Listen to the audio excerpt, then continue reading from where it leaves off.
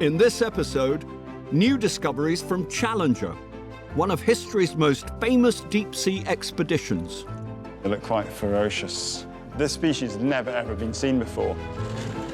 Natasha's searching for space dust on the roof. I love feeling a bit like a Ghostbuster, which was the main attraction for me. And there's a VIP visitor to the museum's bats. Welcome to my kingdom. Thank you.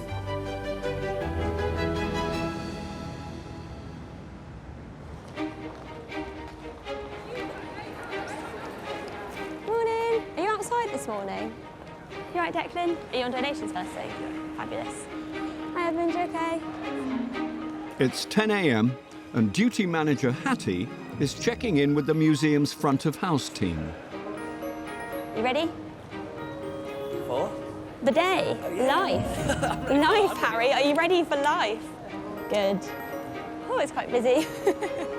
Hundreds of people coming in right now, and we've got about 10,000 more to come, so it's going to be great. Awesome. Morning, hello.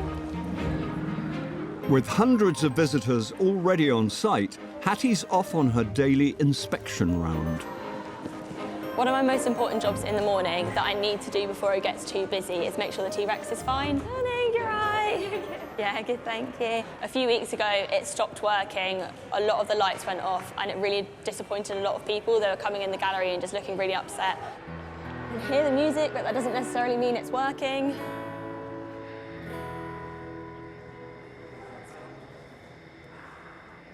You just need to move in front of it.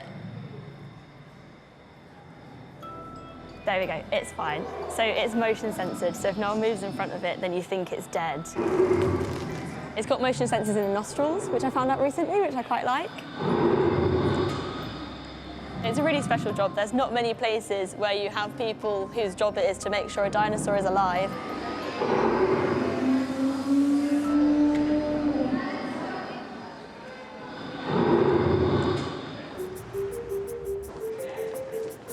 With the visitors heading off to see the museum's incredible galleries, housing everything from bears to bugs and birds, Ice Age mammal specialist Tori Herridge is heading behind the scenes.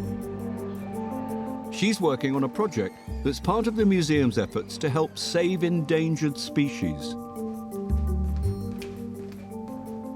So these cupboards might look ordinary, but they're not. This is the museum's fossil mammal store, and these cupboards are all arranged geographically. We just passed Pakistan, here's the Mediterranean. Very quickly, you get into the fossil mammals of Britain, because we've got lots and lots of those.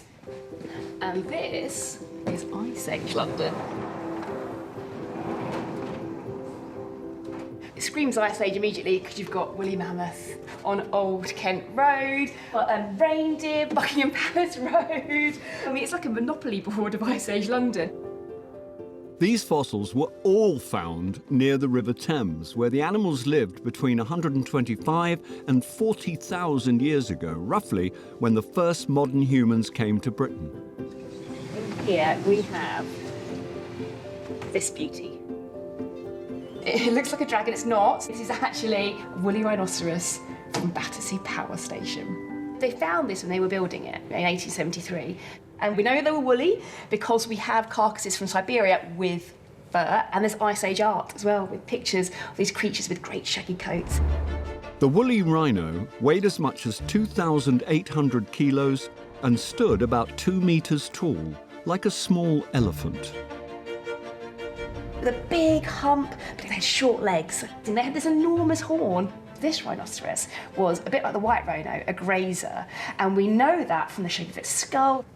And it was really low slung, hanging low to the ground.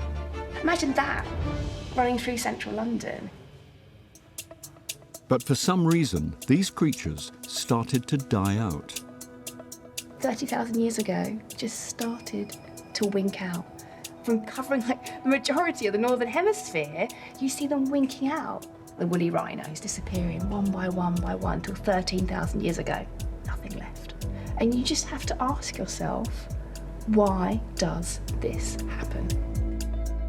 Tori has been working on finding out why species go extinct so that we can help stop it happening again. There are still rhinos in the world, but every single population is under immense pressure from humans, from their environment being changed, from climate change itself. And by looking at what happened to these creatures, we might be able to understand not only why these things affect these animals, but what we can do about it. Today, the rhino population is in crisis, with some species down to under 100 animals left alive. And the museum urgently wants to do what it can before it's too late and the rhino is gone forever.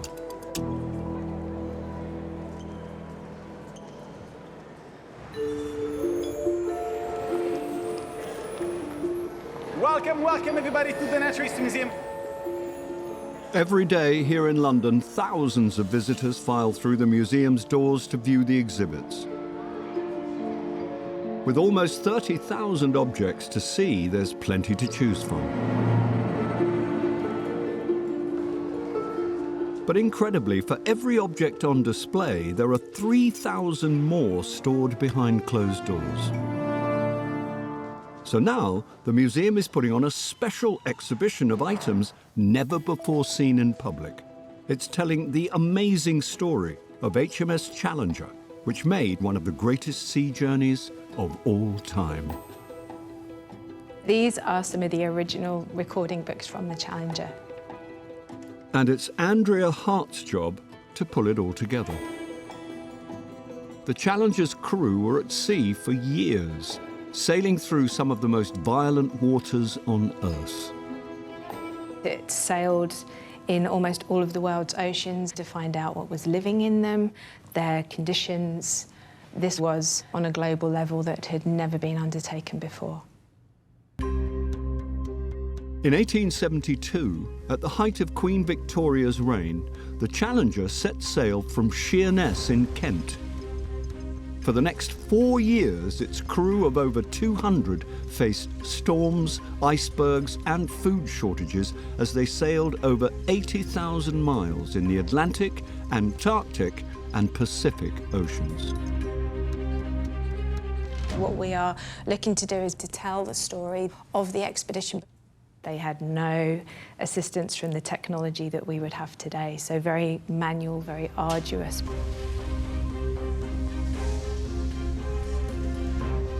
We are incredibly lucky to have letters, as well as some daily journals. By the time the Challenger docked triumphantly back in the UK 4 years later, it wasn't only notebooks and journals that returned. Its hold was full of thousands of previously unknown marine creatures. Some people say it smells fishy in here, but I don't notice it.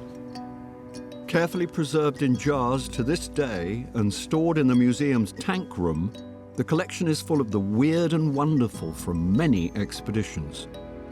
From the anglerfish that lives over 1,000 meters down to the giant squid that can grow over 12 meters. And it's James McLean's job to look after them.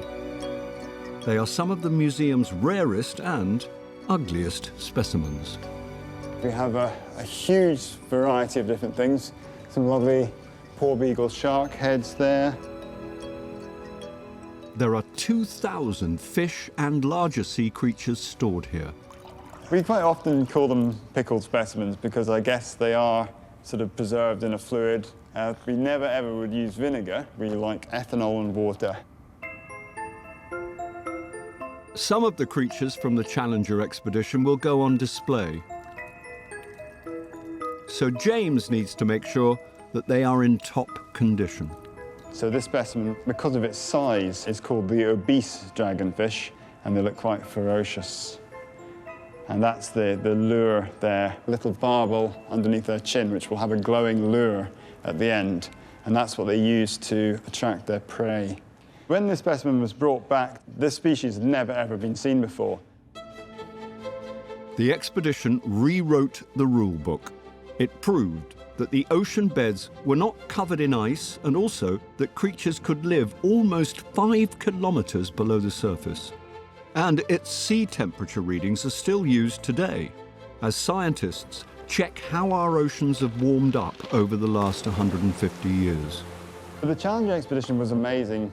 It discovered that there was this strange chain of underwater mountains that went right down the middle of the Atlantic. When they brought back the news, some people thought it was evidence that they'd discovered Atlantis.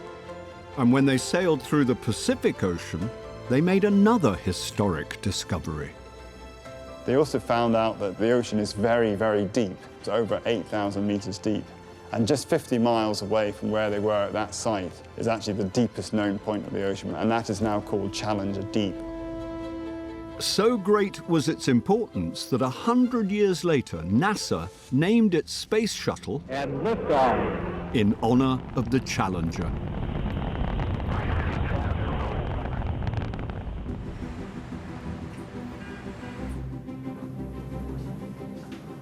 In the museum's backroom stores, space expert Natasha Almeida is on the hunt for something tiny brought back by the Challenger. While dredging the deep ocean, as well as strange creatures, the ship also came across some visitors from outer space. Meteorites. What's really exciting about working with collections of meteorites is there's so much that we have learned from them. They told us the age of the sun. They've told us that the moon used to be a part of the earth. And the exciting thing is, what is there still to be found out?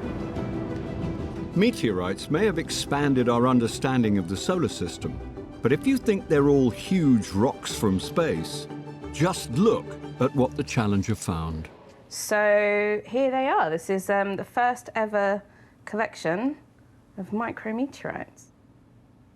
They're very small, but there are tiny little micrometeorites inside there.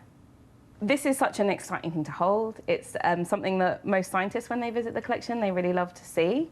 It's a first for the museum, it was a first for the world.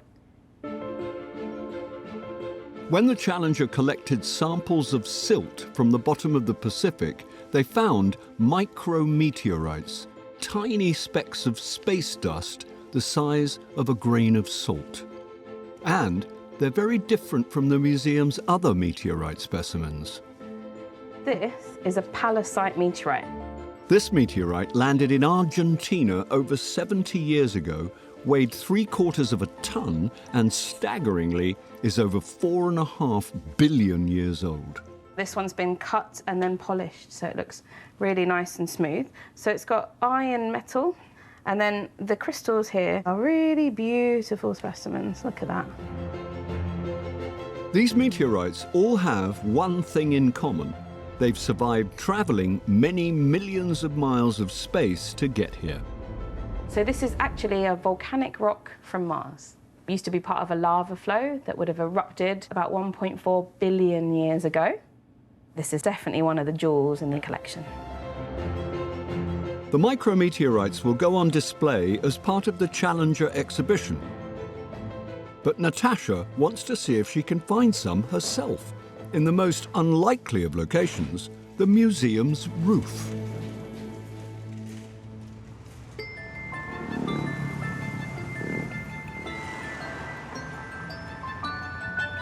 Every year, the Natural History Museum welcomes over 5 million visitors. But today, the staff are preparing for one visitor in particular, who was a regular on our TV screens.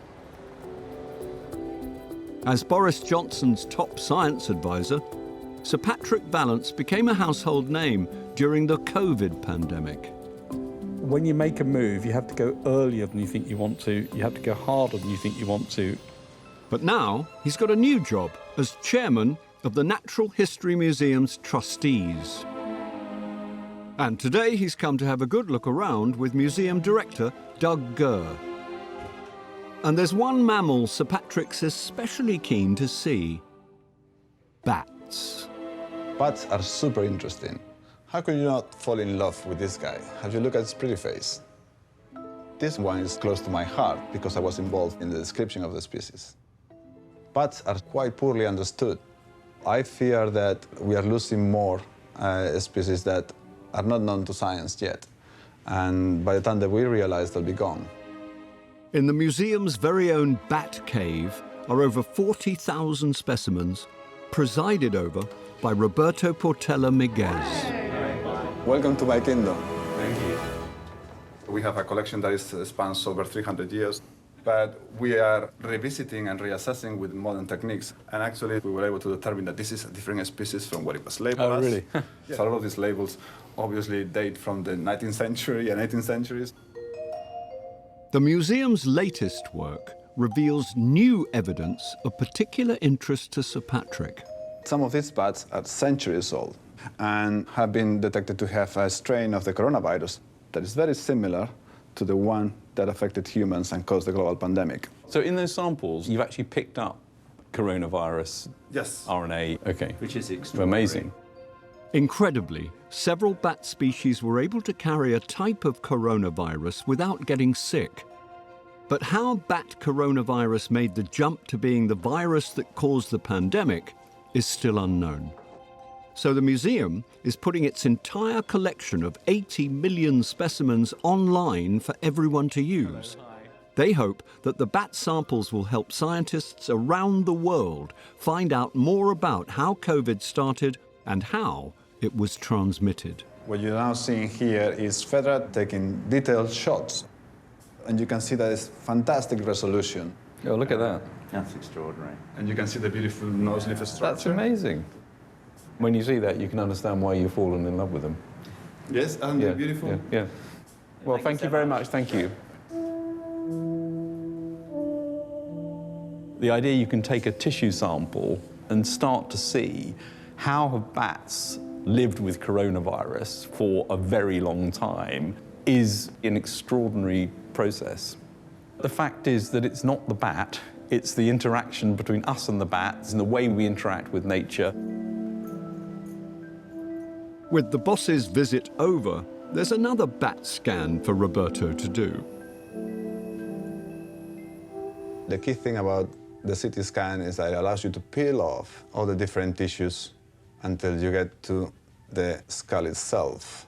And if we wanted to, we could also go into the nostrils of the bat and see all the bones within the nose, which are paper thin and very small, and now we're going to come out through their mouth. So this is being playful, but there is good science being done with all this information. For Roberto, studying bats is his own small step in helping save planet Earth. There is a planetary emergency, and it worries me the shape of the planet that we will leave to future generations. And so if I can make a difference by letting people know about the species that are out there, I think that's my mission, and that's what keeps me coming back every day to this place. Hello, team leader. This is Foxtrot 5, Ava. Duty manager Hattie is back on her inspection round. Another one of my important jobs is making sure all the elevators are working so that people can get safely up to the upper floors if they have any accessibility needs. Very simple job, you just need to check that they're working. Apparently, some of the elevators here at the museum are haunted. I've heard a couple different stories. Apparently in the basement there was a morgue, apparently there was a hospital, and I have heard a story of a security guard and the elevator came down on its own accord, opened, and they saw someone kind of crawl out of it and they were covered in bandages. Yeah, don't know if I believe that one, but I want to. She's working. Lift is working, it's fine, no ghosts running out of it, all good. Doors closing.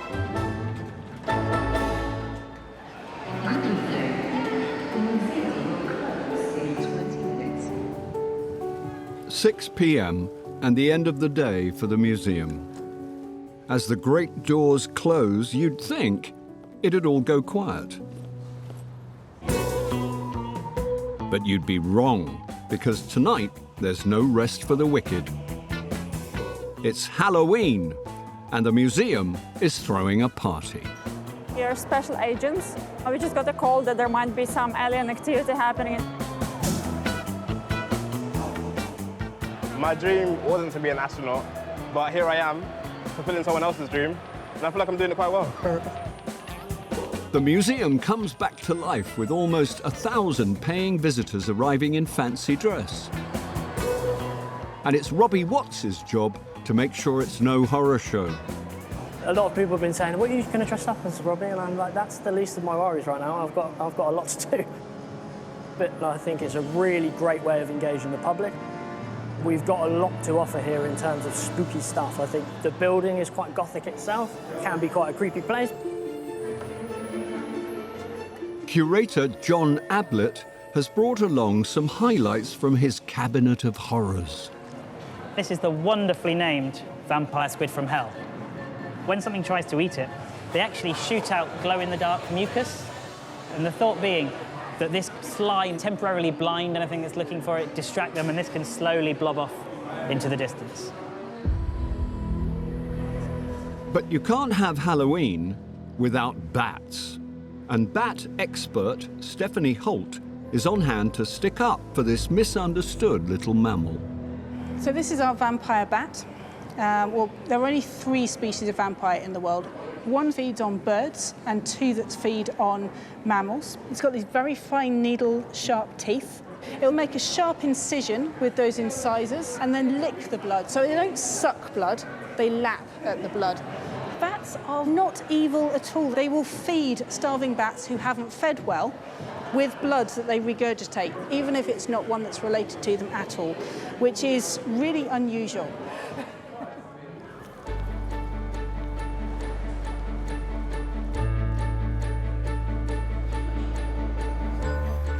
Andrea's exhibition on the amazing voyage of the deep-sea explorer ship, the Challenger, is now taking shape. But as well as the discoveries, she wants to know how tough life was for the crew who set sail 150 years ago. So help me, Bob, I'm bully in the alley. Way, bully in the alley. Help me. And one person who could provide a clue is Philip Pearson. He's the great-grandson of the ship's coal stoker, and he keeps the spirit of the Challenger alive, singing sea shanties.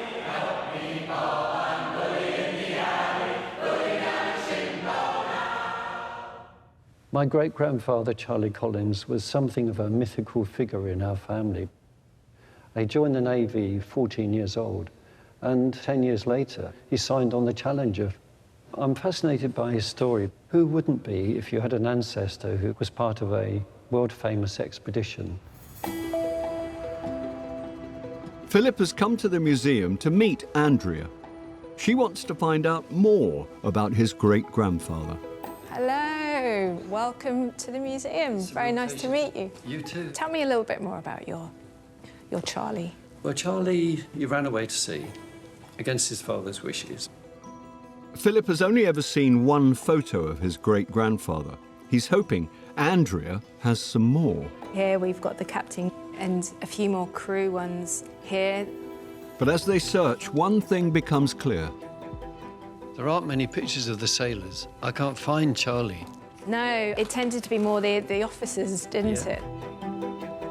But Andrea does have something for Philip, original letters by the boat's steward. And they shed light on what life was like below decks for his great-grandfather.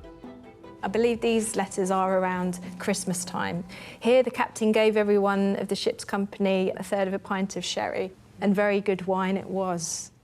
It's extraordinary. Despite a relatively merry Christmas, the letters detail how tough conditions were. And as the ship sailed towards Antarctica, the crew were often hungry. They hunted local wildlife, including penguins.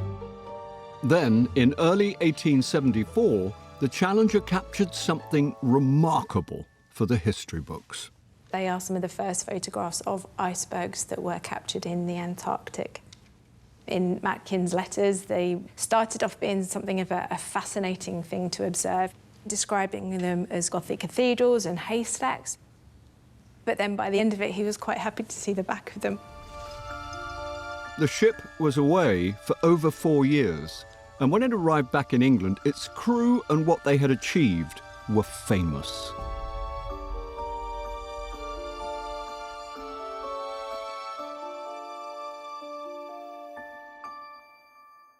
When Charlie died in 1932, He was the last surviving member of the Challenger crew, and there was the grand procession through town because it was such a famous expedition.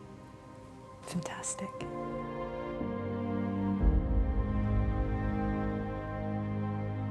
Charlie left something for Philip, which he's brought along today.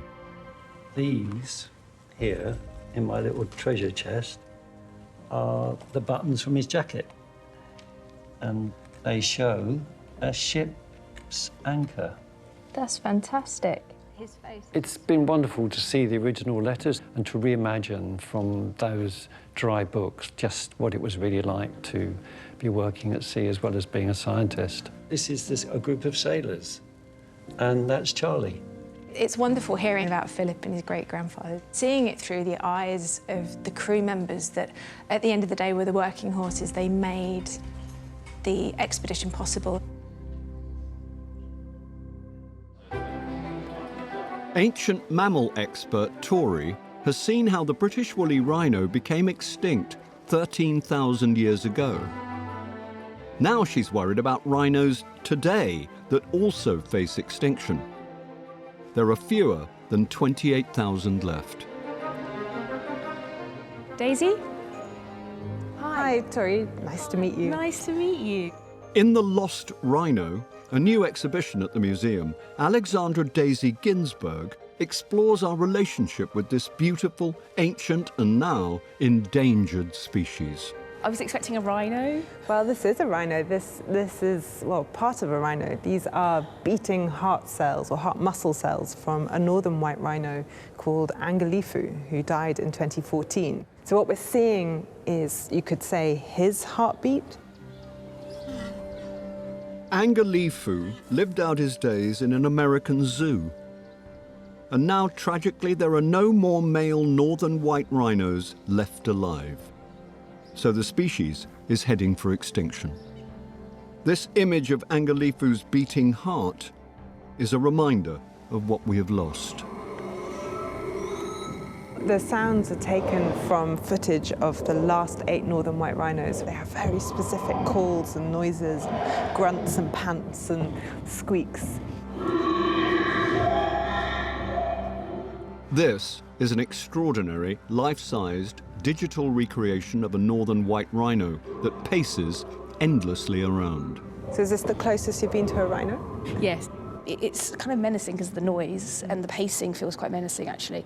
But I still want to get closer, and I kind of want to press my sort of nose up against the glass and interact with it, because I feel like it's looking at me.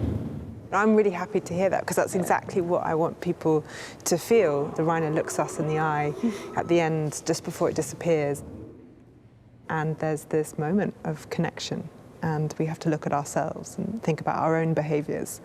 And that's really at the heart of this for me. If rhinos vanish from the natural world, what are we going to be left with? Okay, we've got a rhino. This is familiar. It's a rhinoceros. I knew you were going to say that. Although it was a real rhino, it's just the skin now. But it gets us back to this question of, well, what is a rhino? This is what I think of when I think of a rhino, as this big animal that teaches me what it's like to be near a rhino, and to remember that it's not just humans in the world that are important. Tragically, the northern white rhino can't be saved. But if we do something now, it's not too late for other members of this majestic family of creatures. One of the things about this whole exhibition that actually brings a sense of hope to me is that I know when I'm looking in this case that I'm looking at a southern white rhino. At around 18,000, numbers of the southern white are holding steady, and it's the only one of the 5 rhino species that is not at threat of extinction. It has come back from the brink of extinction, and it tells us, in its story, that it isn't hopeless. If you act now for species that are still with us, it is not a doomed situation, but you have to act.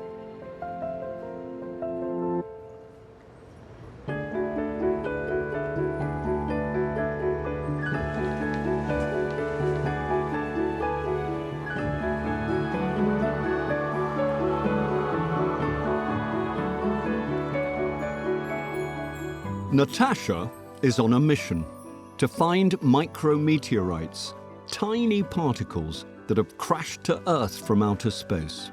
And armed with a vacuum cleaner, somewhat surprisingly, she's heading for the museum's roof.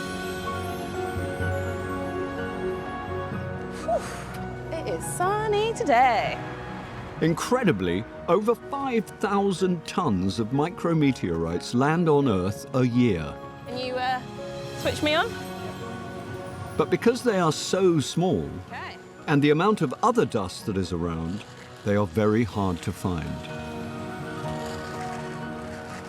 The estates team, when I asked them if I could have access, they actually didn't believe me. But the joke's going to be on them because we'll end up with 4.5 billion-year-old rocks in our collection. The micrometeorites may have sat undisturbed for years on the museum's large flat roof, among the bird poo and grime. Do I enjoy hoovering? No. I have a 19-month-old son. I do it quite a lot at home. But I love feeling a bit like a Ghostbuster, which was the main attraction for me. That looks like good stuff. Where I say good stuff is there's accumulation of what looks like particulate matter in which we are hoping there'll be some micrometeorites. I need someone with longer arms. Maybe this is a bit that you should do, Matthias. Matthias. Yeah, you missed a spot. Okay, how much did we get? Let's have a quick look. Okay, quite a bit. Yeah. Okay, ready? Yep. Once she's back inside, Natasha will discover if the museum roof has been the lucky recipient of some of the tons of micrometeorites that have landed in Britain.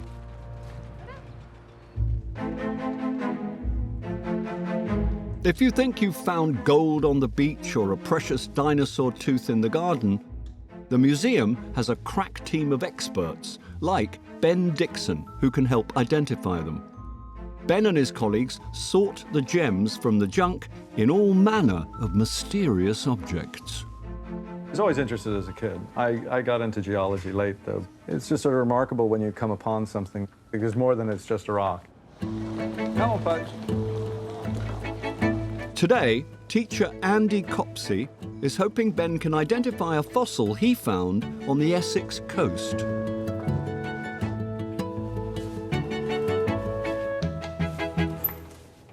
Oh, wow. Hello. How are you doing? How are you doing? We're a group from Cape. And he's brought the class with him. We found a fossil. A fossil? We're trying to identify. Well, you came to the right place. Thank you very so much. come on in. There's a few All of you? Sorry. Thank Thank you. Come on in. Here we go. Let me hold the door for you guys. Thank you. So, where did you find it? Where is this? So, just a bit of history. So we're down at Holland-on-Sea in Essex, and I've been pulling out all kinds of finds, but that was different. That's different to the other stuff we found there. Andy thinks this could be some kind of ancient reptile fossil. We can't work out whether it's some kind of snake or something like that, or crocodilian. I assume you've seen reptile scales, and there's, if you look at them, they sort of have a certain symmetry to them. So, I mean, when they fossilize, and you can see certain patterns that are uniform. Ben isn't exactly sure what this is. He needs to do more digging, and he knows just the person to help. Fossil expert Tim Ewan. He's used to sorting out the fossils from the fakes. The label says spurious fossils, and that's because it's full of specimens trying to be fossils but aren't actually. They were made a collection over a couple of years, but this one here is quite a nice one. I think most people would just say it's a fossilised foot, a human foot. This was found in chalk, so this is from the Cretaceous. And some people might say it's evidence of humans and dinosaurs living together. But actually, this is just the flint nodule. And then probably my personal favourite is the calf, which is very sort of Salvador Dali-esque calf, I admit. But you can see it's got these nice horns, nice little eyes, and even a little smiley face from a happy calf. But no, this is actually, again, just a piece of flint. Our eyes recognise the shapes and patterns as though they are actually fossils. After a bit more detective work, Ben still isn't completely sure what the rock is. And he's wondering if it might be one for Tim's drawer. So he's come for a second opinion. have this curious specimen here from an inquirer came in, but I'm a little uncertain, so I want to get your opinion on it. Okay. What data do you have on it? Where's it from? It's from the Thames estuary, so Holland-on-Sea. I mean, I could see someone would look at that and think, oh gosh, it's going to be like a dinosaur skin or you know, a snake skin or something like that. So. Exactly. Close examination reveals the answer. Yeah, it's got quite a distinctive texture to it, isn't it? Mm-hmm. Oh, yeah.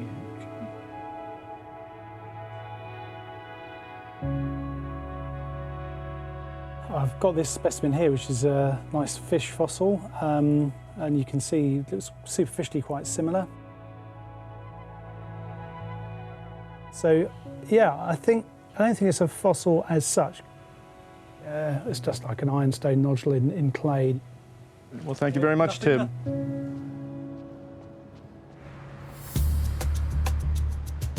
Right, so you need to wear a jacket for this one because it's a bit of a dirty job. Natasha collected a bag of dirt and grime after vacuuming the museum's roof. Now she has to sift through it to see if she's found a micrometeorite. This is much more enjoyable than washing the dishes. A little bit smellier. It basically just looks like mud. You can't tell if there's a micrometeorite in there or not. She's got Matthias from the University of Kent on hand. He's studied micrometeorites for 15 years and is helping her identify these tiny particles of space dust. But it's a bit like looking for a needle in a haystack. If you see a hole on the particles, it's probably not a micrometeorite. Stop dashing all my hopes, Matthias. Sorry. The one that I've put in the middle here, it looks like a potential, so fingers crossed. Do you reckon? Could be? No. Sorry. It's all right. Okay, keep going. It's not something you can do in an afternoon. You have to spend 100 hours before you can find one. So, yes, work. Okay, it's in the middle, yes. It's on the edge of this, like, debris there. Come on, come on, come on. Come on. Maybe? Wait. No way. Actually, a cool candidate. So good. This one if you want. Yes, absolutely. Yes. Well done. That's great. It's one thing to say, micrometeorites fall everywhere and you can find them on your roof and that kind of thing, but it's really exciting to actually find one. They all add to our understanding of the solar system. Every single one is another little piece of the puzzle. After months of planning, the exhibits from the Challenger have been sorted, sifted and selected. It's a moment of pride for exhibition curator Andrea. This one here in particular has got a wonderful image of some deep-sea anglerfishes that were probably unknown at the time. I absolutely love being able to bring the collections out, put them on display, and also just because they are just so spectacularly beautiful, it's wonderful to be able to share that with others.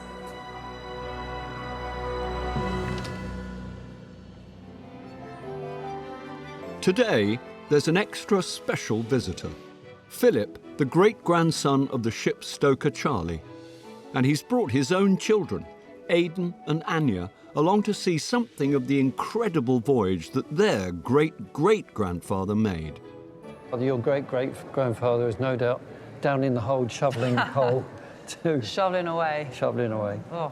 Without the steam engine, they couldn't have done the science because they needed the steam engine to get about and stand still in the busy ocean. It's just really amazing seeing like stuff that we have like a personal family connection to in the museum. Like it's really surreal. Thanks to the stories passed down to him as a child, Philip can appreciate the sacrifices the crew made. It kind of brings the whole thing oddly to life, even though it was 150 years ago. It's a great exhibition.